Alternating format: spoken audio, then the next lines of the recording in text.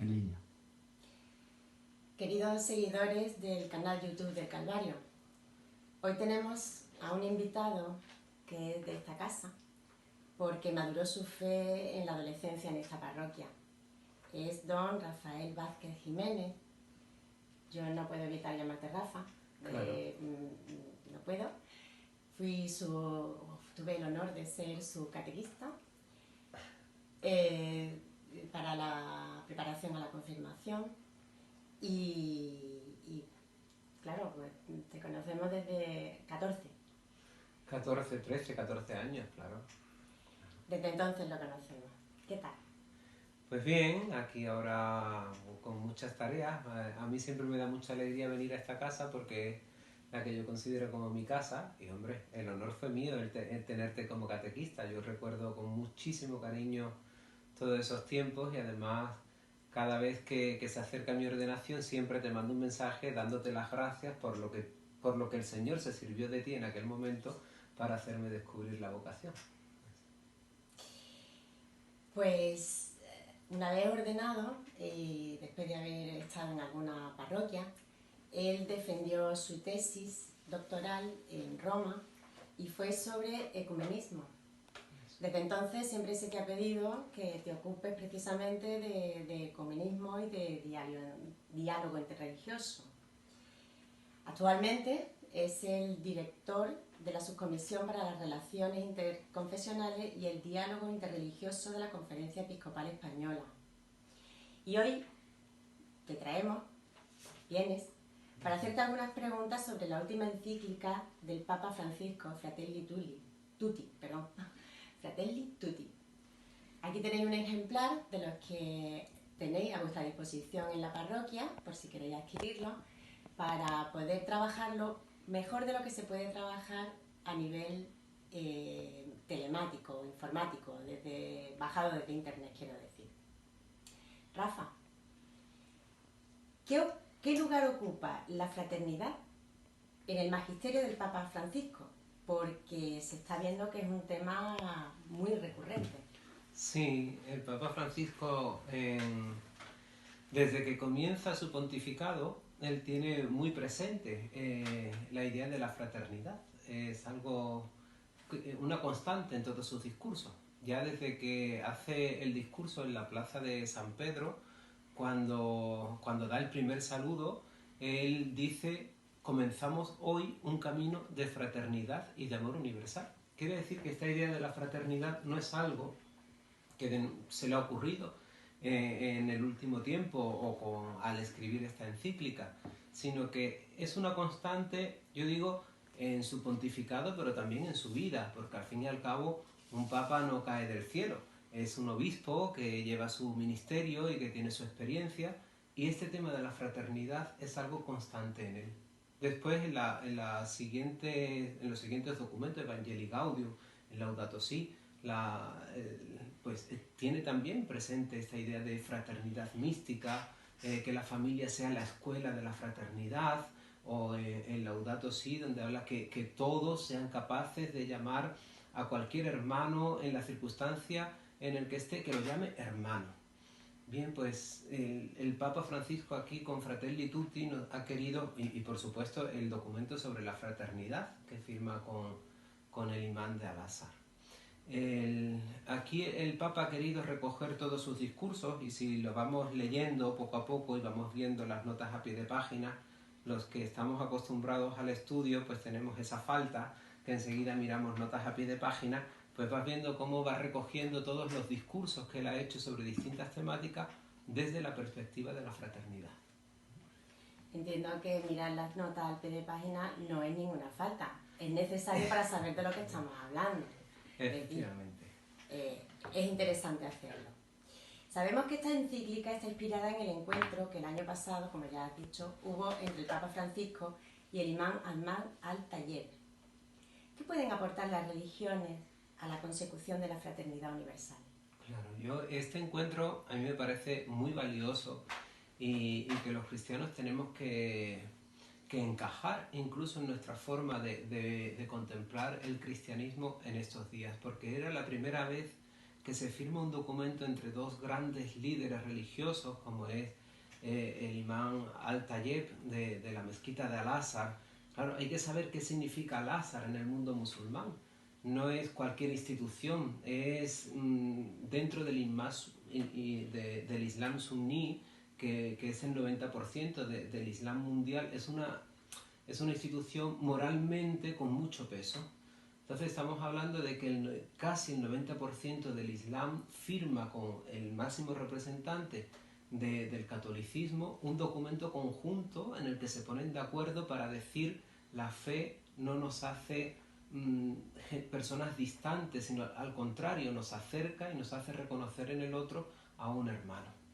Pues a raíz de aquí es de donde el mismo Al-Tayeb, cuando se publica Fratelli Tutti, escribe un tuit en sus redes sociales donde él dice Fratelli Tutti es una prolongación del documento sobre la fraternidad y la convivencia común.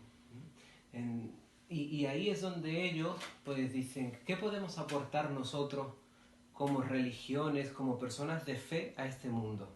Yo siempre digo, en un mundo que se ha secularizado, ¿qué pueden aportar las religiones? Pues una visión trascendente de la vida, que nos falta. Ellos denuncian en distintos que muchos jóvenes sean el lugar donde estos grupos terroristas vayan a pescar. Las religiones aportan el valor sagrado de la vida, las religiones aportan el sentido profundo de la familia, el respeto desde que se nace hasta el que muere, y las religiones, por supuesto, rechazan todo tipo de violencia en nombre de Dios.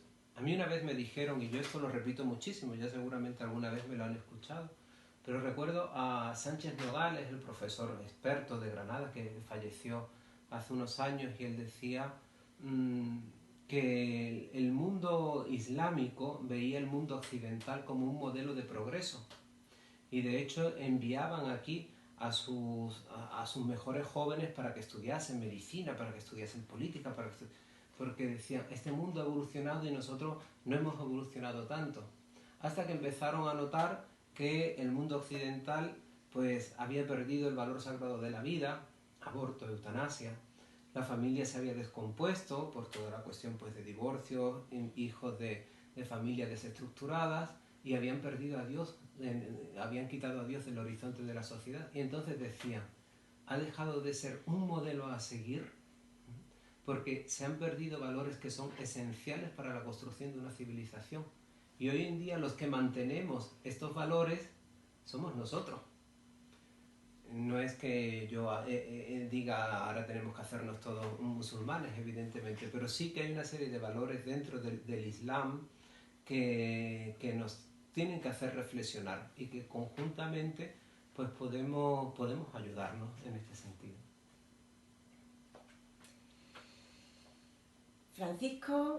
Papa Francisco comienza el documento con San Francisco de Asís, a quien hizo referencia también, como bien ha dicho, el mismo día de su proclamación como Papa, y termina con el beato Carlos de Foucauld.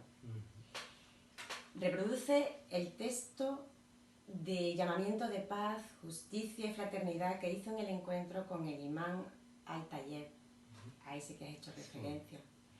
Nombra a Martin Luther King, a Desmond Tutu, a Mahatma Gandhi. El camino de la fraternidad no es nuevo, pero ¿crees que la encíclica renueva aspectos o da claves nuevas para la consecución del sueño de la fraternidad? Totalmente. Sobre todo nos hace contemplar la realidad desde el criterio de la fraternidad. Yo creo que el Papa Francisco es persona de criterios. Recuerdo cuando proclamó el año de la misericordia, y era, contemplemos la Iglesia, qué podemos aportar al mundo desde la misericordia, desde el criterio de la misericordia, y actuemos en función al criterio de la misericordia. Y ahora nos dice, en un mundo que está dividido, donde se continúan las guerras, donde hay indiferencia ante los problemas de los demás, vamos a mirar nuestra realidad desde el criterio de la fraternidad. Me parece interesantísimo. Yo lo sugiero muchas veces. Digo, vamos a empezar un día, cualquiera, cogemos, y empieza a mirar tu realidad desde el criterio de la fraternidad.